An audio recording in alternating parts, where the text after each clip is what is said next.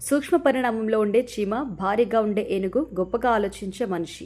ఎవరిదైనా ప్రాణమే. ఆ ప్రాణానికి ప్రమాదం ఏర్పడితే ఆ ప్రాణం గాల్లో కలిసిపోతే తిరిగి తీసుకురావడం కష్టం. ప్రమాదవశాత్తు ఏదైనా జరిగితే చాలా బాధపడిపోతాం.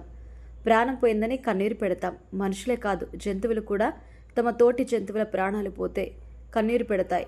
గుండెలు అవిసే విధంగా రోధిస్తుంటాయి. ప్రమాదవశాత్తు ప్రాణాలు పోతేనే ఇలా ఉంటే కావాలని ప్రాణాలు తీస్తే ఎలా ఉంటుంది?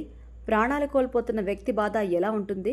వ్యక్తిని కోల్పోయిన ఆ కుటుంబం బాధ ఎలా ఉంటుంది? అలాంటి కష్టం పగవారికి కూడా రావద్దు అనిపిస్తుంది కదా.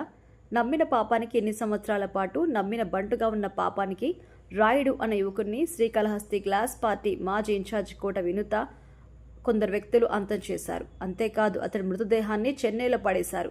అతన్ని అంతం చేసిన తర్వాత ఏదో ఘనకార్యం చేసినట్టు వినూత్ ఆమె భర్త భారీ వాహన శ్రేణి మధ్య సొంత ప్రాంతానికి వచ్చారు. శ్రీనివాస రాయుడు చేతి మీద ఉన్న పచ్చబొట్టు ఆధారంగా చెన్నై పోలీసులు ఈ కేసును ఛేదించారు. ప్రస్తుతం పోలీసుల అదుపులో వినూత్ ఆమె భర్త ఉన్నారు. పోలీసుల విచారణలో వారు చెబుతున్న విషయాలు సంచలనంగా మారుతున్నాయి. పనిలో పనిగా ఫ్యాన్ పార్టీ అనుకూల మీడియా మరిన్ని విషయాలు రాబట్టడానికి ప్రయత్నం చేస్తుంది. ఇప్పటికే శ్రీనివాసరాయుడు సోదరి, నానమ్మ, ఇతర కుటుంబ సభ్యులతో మాట్లాడి కొన్ని కీలక విషయాలు రాబట్టింది. శ్రీనివాసరాయుడు సోదరిని పోలీసులు విచారణ నిమిత్తం పిలిచారు. పోలీసులు కొన్ని ప్రశ్నలు అడిగారు. వాటికి ఆమె స్పష్టంగా సమాధానం చెప్పింది. తన వద్ద ఉన్న ఆధారాలు కూడా ఇచ్చింది. ఇదే టైంలో పోలీసుల విచారణ అనంతరం బయటకు వచ్చిన ఆమె విలేకరులు అడిగిన ప్రశ్నకి సమాధానం ఇచ్చింది. శ్రీనివాసరాయుడిని అంతం చేసిన తర్వాత ఈ విషయం మాకు తెలిసింది. మాకు కోట వినూత నుంచి ఫోన్ వచ్చింది. 30 లక్షలు ఇస్తాం, ఈ విషయం మర్చిపో అన్నారు. దానికి మేము లొంగలేదు. మాకు డబ్బు అవసరం లేదు. వినూత చెప్పినట్టు మా సోదరుడు ప్రత్యర్థి పార్టీ వద్ద డబ్బు తీసుకుని ఉంటే అదెక్కడికి వెళ్ళింది?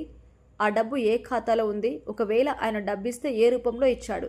ఇవన్నీ మాకు తెలియాలి. మా విషయంలో పవన్ కళ్యాణ్ జోక్యం చేసుకోవాలి. న్యాయం జరిగే విధంగా చర్యలు తీసుకోవాలి. మేము న్యాయం కోసం మాత్రమే పోరాడుతున్నాం.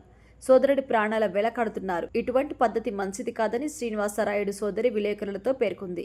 ఇక దీనికి సంబంధించి వీడియో సోషల్ మీడియాలో వైరల్ అవుతుంది. మొత్తంగా ఈ వ్యవహారంలో వినూత్ ఆమె భర్త మరింత ఇరుక్కుపోయే అవకాశం అయితే ఉంది.